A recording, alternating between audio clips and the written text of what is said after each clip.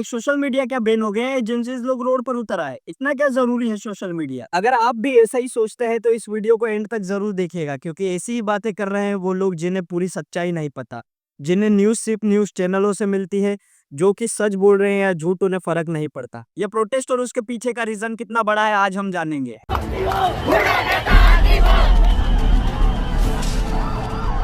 And they want to control us just like a dictator. इस protest को जेंजिस protest कहा गया है। ये जेंजिस प्रोटेस्ट है क्या?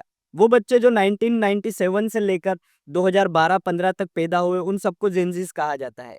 मैं भी एक जेंजी हूँ।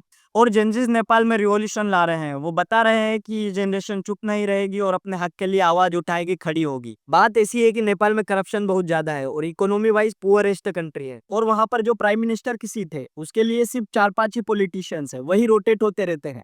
आते हैं, बड़े बड़े वादे करते हैं और भूल जाते हैं। और जो इनके खिलाफ आवाज उठाता है, उनकी आवाज को दबा दिया जाता। लेकिन जब जेंजिस को पता चला कि इनके टैक्स के पैसे से इनके बच्चे पॉलिटिशियंस के फॉरेन में जाकर लग्जरी लाइफ जी रहे हैं, मौज मार रहे हैं, ऐश कर रहे हैं, तो इन्होंने सोशल मीडिया पर उसको शेयर करना शुरू किया। जेंजिस खुलेआम उन पॉलिटिशियंस के बच्चों को कॉल आउट करने लगे, उनके एडिट्स बनाने लगे, इंटरनेट पर डालने लगे और लोगों को समझाने लगे कि देखो तुम्हारे टैक्स के पैसे से ये पॉलिटिशियंस के बच्चे फॉरेन में मौज मार रहे हैं। जो उनके लग्जरी एडिट्स थे, उससे नेपाल की जनता को समझ आने लग गया। एक तरफ गरीब आदमी जिंदगी को झेल रहे हैं और दूसरी तरफ पॉलिटिशियंस के बच्चे फॉरेन में जाकर उन्हीं गरीबों के पैसे से खेल रहे हैं। यहाँ तक कि एआई से वीडियो बनाकर उनको शेम किया जा रहा था, ताकि उनको फील हो कि देश की ग्रोथ रोक दी गई है, गरीबों का पैसा खा जा रहा है और उन पैसों से ये लोग मौज कर रहे हैं। How can we afford this luxurious life? We can afford this because my father is shameless.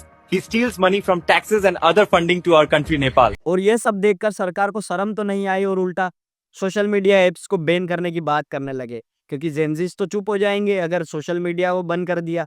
इनको तो सिर्फ बोलना आता है, एडिट्स बनाना आता है, अपलोड करना आता है। अगर सोशल मीडिया ही नहीं होगा तो ये लोग चुप हो जाएंगे। सरकार आ गई अपना घटिया सा रीजन लेकर कि इसलिए हम सोशल मीडिया एप्स को बैन कर रहे हैं। लेकिन नहीं, जेंजीज अपने हक के लिए खड़े हुए और प्रोटेस्ट करने लगे अपने स्टाइल में, पीसफुली हाथ में बोर्ड लिए और उन बोर्ड्स पे क्लियरली लिखा था कि ये करप्शन के खिलाफ प्रोटेस्ट है, पॉलिटिशियंस के अगेंस्ट है, सिस्टम के अगेंस्ट है, जिनको बदलना जरूरी है। लेकिन ये सारे कारण न्यूज चैनल को दिखे ही नहीं कि पॉलिटिशियंस के बच्चे फॉरेन में जाकर मौज मार रहे हैं, पैसा उड़ा रहे हैं, टैक्स पेयर का पैसा खाकर अपने बैंक अकाउंट में पैसा डाल रहे हैं। इनको ये दिखा कि सोशल मीडिया के लिए, सोशल मीडिया एप्स के लिए जेंजीज प्रोटेस्ट कर रहे हैं। नेपाल में स्कूल कॉलेज में पढ़ने वाले युवा अचानक सड़कों पर क्यों उतर आए? इस हंगामे के पीछे की बड़ी वजह है सख्ती से लागू किया गया सोशल मीडिया सेंसरशिप। नेपाल की सरकार ने चीन जैसा सोशल इकोसिस्टम बनाने की कोशिश में 26 सोशल मीडिया प्लेटफॉर्म्स पर रोक लगा दी।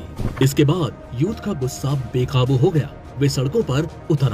सरकार की क्या गलती इसमें? सरकार तो भोली भाली सी है, अपना काम कर रही है, यही लोग बीच में आ रहे हैं। ऐसी अफवाहें फैलाई जा रही है न्यूज चैनल्स के द्वारा और इन फेक न्यूज पर लोग भरोसा भी कर रहे हैं। और ये न्यूज चैनल एक ही बात का रट्टा लगाए जा रहे हैं कि जेंजीज सोशल मीडिया एप्स के कारण प्रोटेस्ट कर रहे हैं। उनके कमेंट्स बॉक्स में अगर कोई बच्चा भी कमेंट पढ़ेगा तो वो भी अंदाजा लगा लेगा, कि उसको भी पता चल जाएगा कि आखिर जेंजीज प्रोटेस्ट कर क्यों रहे हैं। और एक आधा न्यूज चैनल नहीं, ऐसे हजारों न्यूज चैनल से जो फेक नैरेटिव फैला रहे हैं। व्हाट्सएप हुआ बंद तो नेपाल में मच गया बवाल। नेपाल की संसद में घुसे जेंजी प्रदर्शनकारी। जी हां, नेपाल की राजधानी काठमांडू में सोशल मीडिया बैन के खिलाफ युवाओं ने ओली सरकार के खिलाफ बगावत कर दी है। ये विरोध प्रदर्शन उस वक्त शुरू हुआ जब केपी शर्मा ओली की सरकार ने पिछले हफ्ते सोशल मीडिया प्लेटफॉर्म पर बैन लगा दिया था।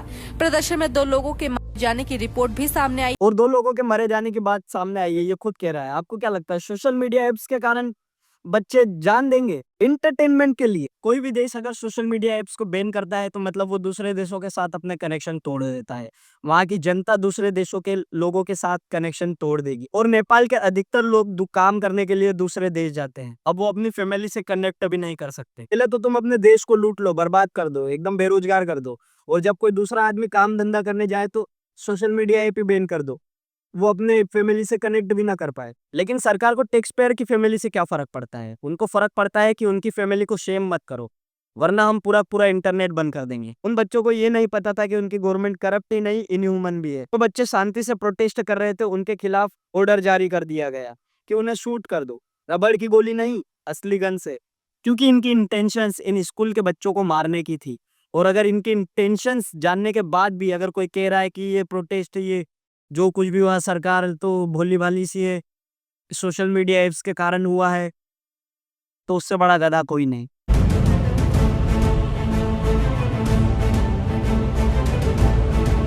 ये जो शू आपने देखा ये उस बच्चे का है जिसने प्रोटेस्ट में अपनी जान गंवा दी, और यही नहीं 19 से ज्यादा लोगों ने जान गंवाई है और 347 से ज्यादा लोग इंजर्ड है। ये तो रिपोर्ट से, ओरिजिनल आंकड़ा तो हमें पता भी नहीं है। और ये सब हुआ उन बच्चों के साथ जो पीसफुली प्रोटेस्ट कर रहे थे, और काफी सारे बच्चे तो ऐसे थे जो स्कूल की ड्रेस में थे, उन पर भी तरस नहीं आया। इतनी इंजरी के बाद भी बच्चे पट्टी उट्टी करवाकर प्रोटेस्ट के लिए वापिस आने लगे। So we like fly Nepal. As a mob also. Nepali sunta. I can talk in English, I can talk in Nepali, whatever the f- you want. यहाँ भी यही लिखा गया है कि बात सिर्फ सोशल मीडिया ऐप्स के बैन की है, और सरकार सिर्फ बच्चों को जख्मी करने तक नहीं रुकी। जो बच्चे जख्मी थे, हॉस्पिटल इलाज कराने के लिए गए, उनको वहां पर घुसकर मारा गया, वहां पर शूट किया गया। They have crossed their limits. Our your government, this government has failed. Please, people, everyone should know this. This is not only the movement of JNG. Now this is movement of every responsible Nepali citizen. आप खुद सोचो, hospital में घुसकर shoot किया गया, वो भी उन बच्चों को जो ऑलरेडी जख्मी है।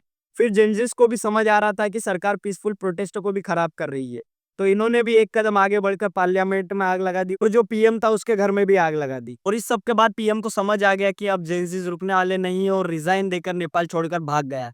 लेकिन उसके पास तो पैसे हैं, उसको जितना लूटना था उसने लूट लिया। और इस सब के बाद इस सबको नाम दे दिया गया कि ये सिर्फ सोशल मीडिया एप्स के बैन होने के कारण जेनजिस ने प्रोटेस्ट किया, जबकि करप्शन हुआ है उसके खिलाफ ये प्रोटेस्ट था, नेपोटिज्म के खिलाफ ये प्रोटेस्ट था, अनएम्प्लॉयमेंट के खिलाफ ये प्रोटेस्ट था। आपको क्या लगता है कि ये क्यों किया गया? ये सिर्फ सोशल मीडिया एप्स के कारण है, या फिर कुछ और है जो न्यूज़ चैनल्स हमसे छुपा रहे हैं ताकि हम हमारी आवाज़ चुप कर लें? Hit the like, share and subscribe button. Thank you so much for watching, और कमेंट में बताओ क्या लगता है, आपको क्या लगता है।